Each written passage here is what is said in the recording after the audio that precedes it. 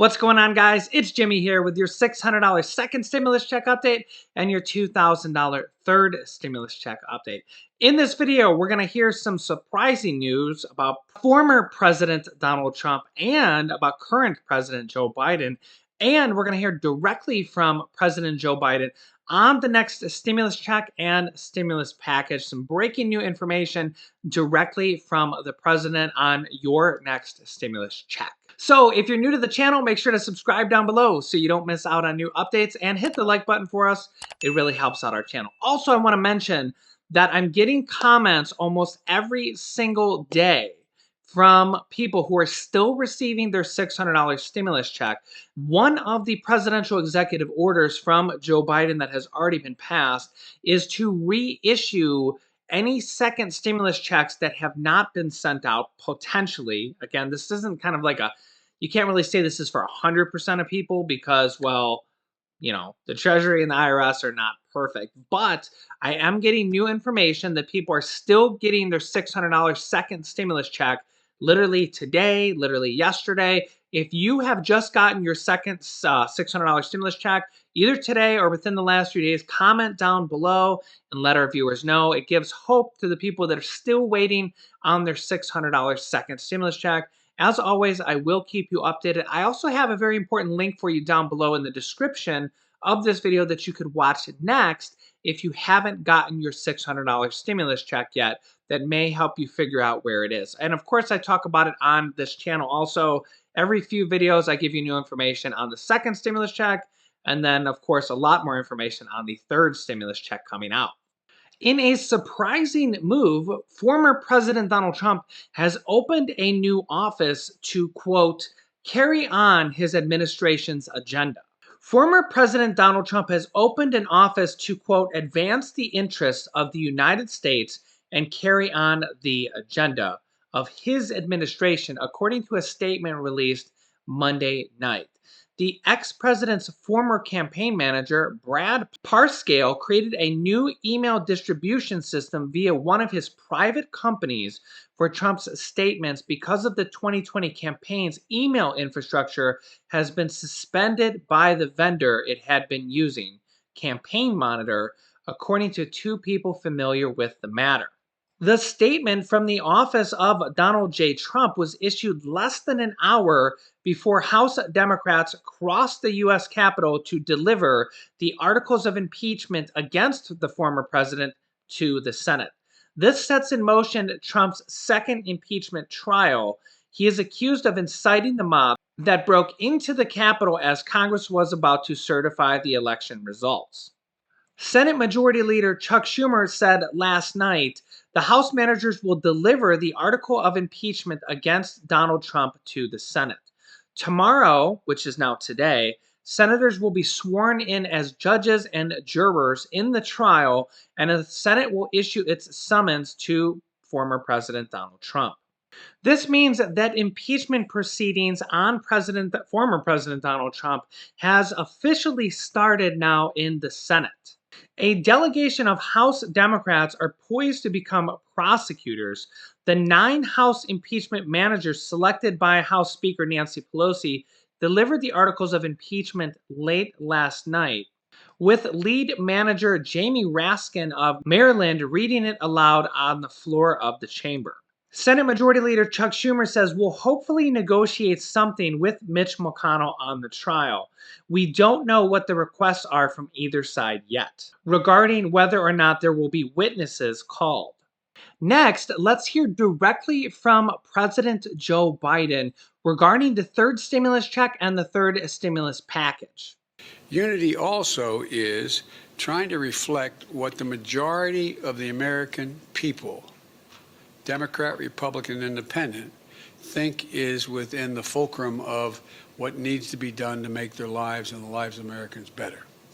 For example, if you look at the data, and I'm not claiming the polling data to be exact, but if you look at the data, you have, I think it's, I hope I'm saying it gets correct. You may correct me if I get the number wrong. I think it's 57, 58% of the American people, including Republicans, Democrats, and independents, think that we have to do something about the COVID vaccine.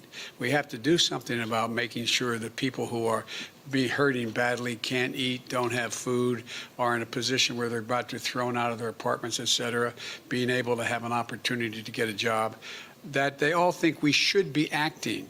We should be doing more.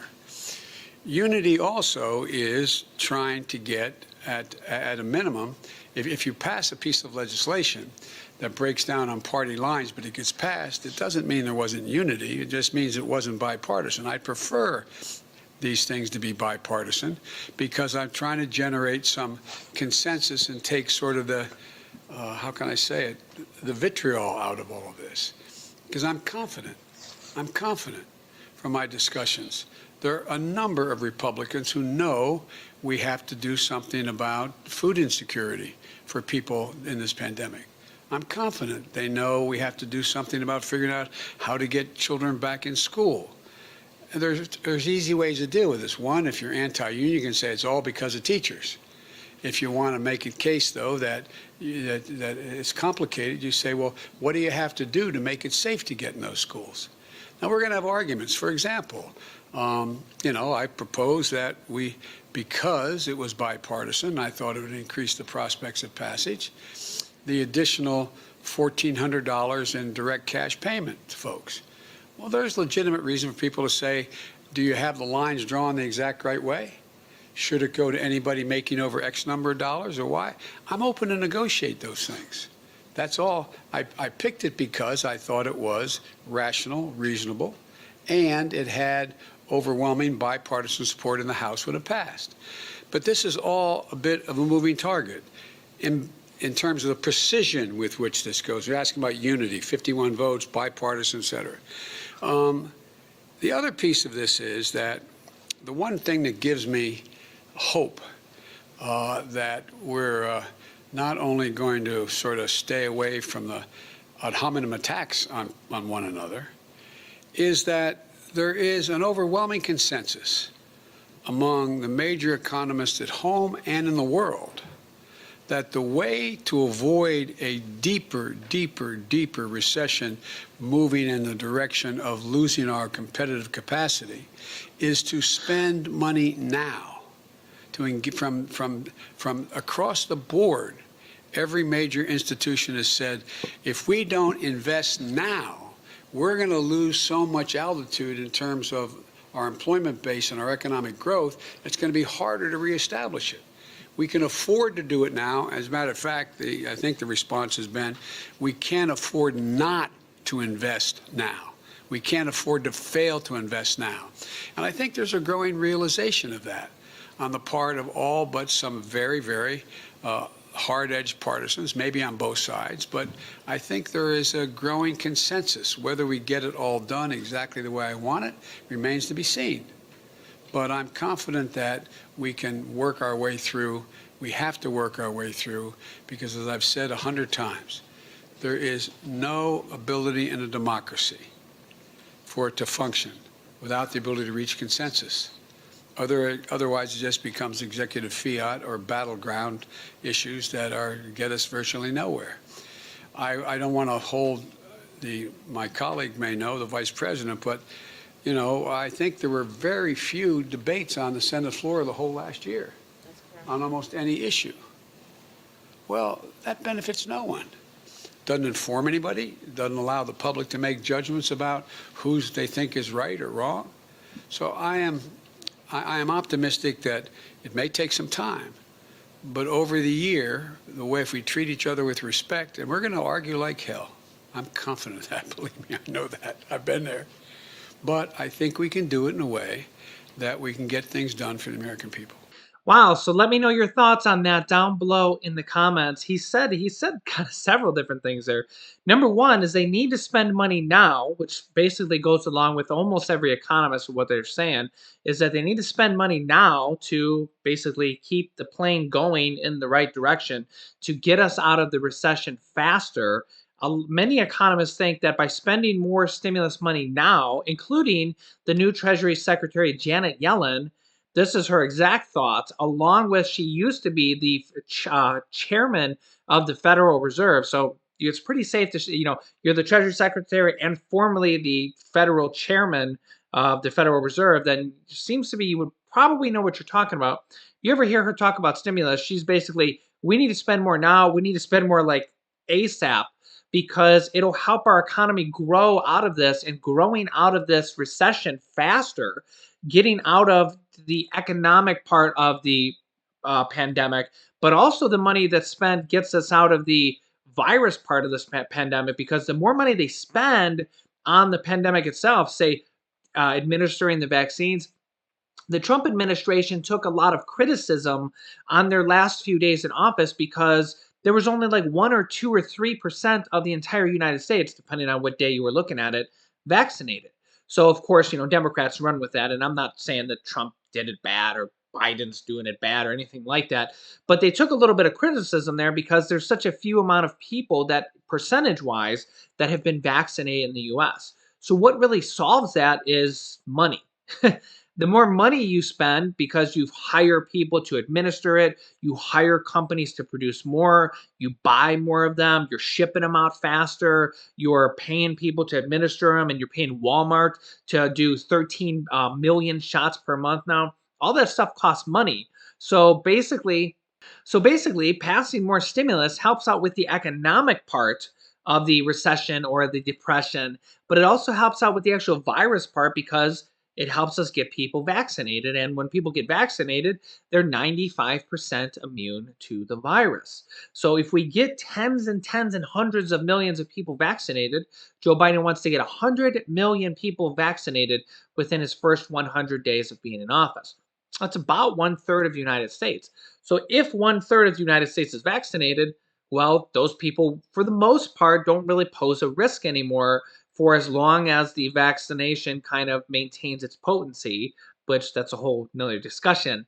But that kind of helps us get out of the depression and the recession. I mean, if people are vaccinated and they're 95% immune, as long as they don't turn into zombies, well, then, they can start getting back to normal life.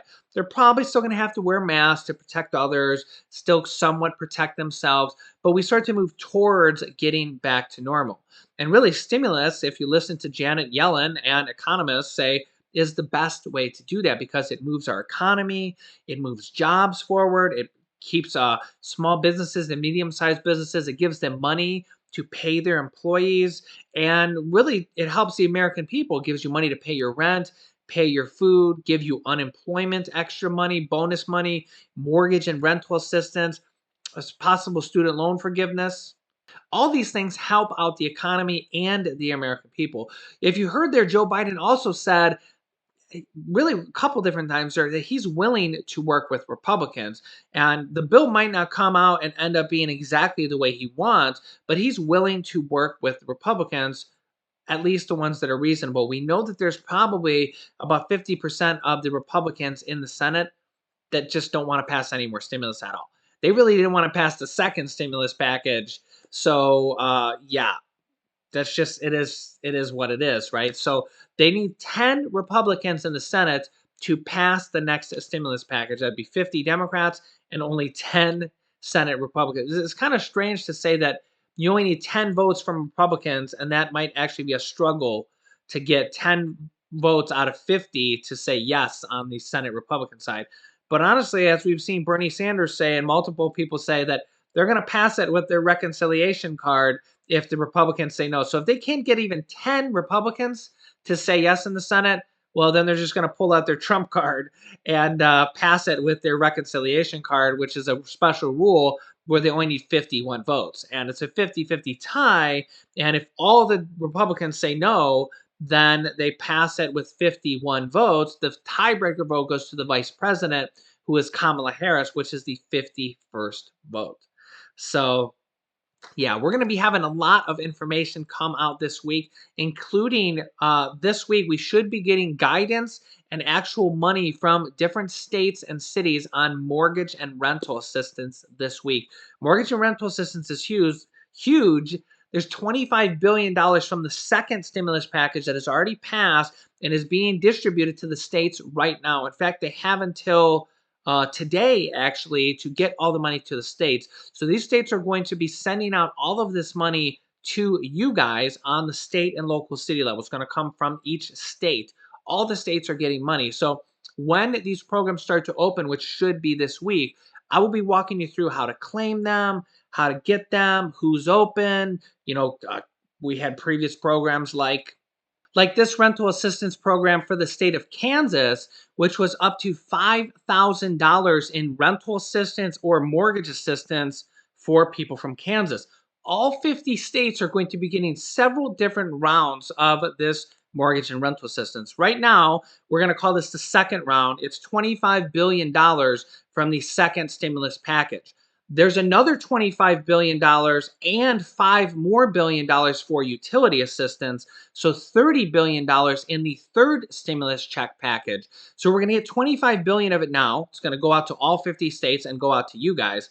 Then there's a third round coming, that's $30 billion. And then there's going to be a fourth round coming from the third package, and that is the money that is going to go directly to states and cities. Some of that money will come back around to you guys in mortgage and rental assistance. So I will be keeping you updated on these mortgage and rental assistance programs, as well as all the other stimulus programs like the third stimulus check package, the Social Security increase of $200 per month, and the 5% and the 20% Social Security increases, the student loan forgiveness, all the different unemployment, all the different buckets of money that I call it from these different packages that are basically going through now, and they're passing another round in the third stimulus check package. So make sure you're subscribed down below and share this video so others like you will know about these programs and you can help your friends and family claim these mortgage assistance and rental assistance and different buckets of money as they come out and you don't miss out on it. If you haven't yet, make sure you watch this video here from late last night. I posted it. If you haven't watched this yet, make sure you watch this. It's a special edition about a frequently asked question about your stimulus money. So click on this if you haven't watched it yet. Thanks for watching, guys, and I will see you in the next video.